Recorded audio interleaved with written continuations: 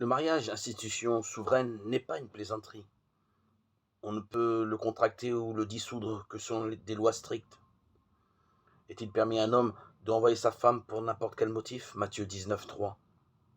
Voilà la question posée par des Hébreux. Elle intéresse tous les hommes. Les femmes sont plus confiantes, plus promptes à s'émerveiller devant les signes du Christ.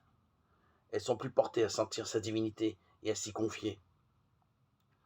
Au dernier jour, quand ces bourreaux traînent le Christ à la croix, elles sont plusieurs à le suivre.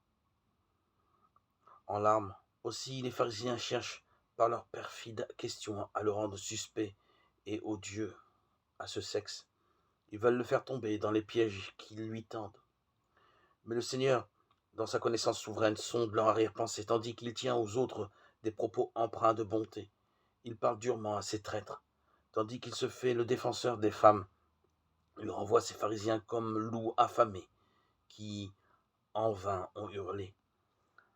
La création même, dit le Christ, vise l'union, non la rupture. Celui qui a noué le premier hymen est le Créateur, c'est lui qui a uni le premier couple humain par le lien du mariage, lui qui a donné à ceux qui viendraient après la vie commune comme ordre naturel et infrangible, à honorer comme une loi de Dieu. Les époux qui s'unissent ne sont plus deux, mais une seule chair. Donc, ce que Dieu a uni, que l'homme ne le sépare pas.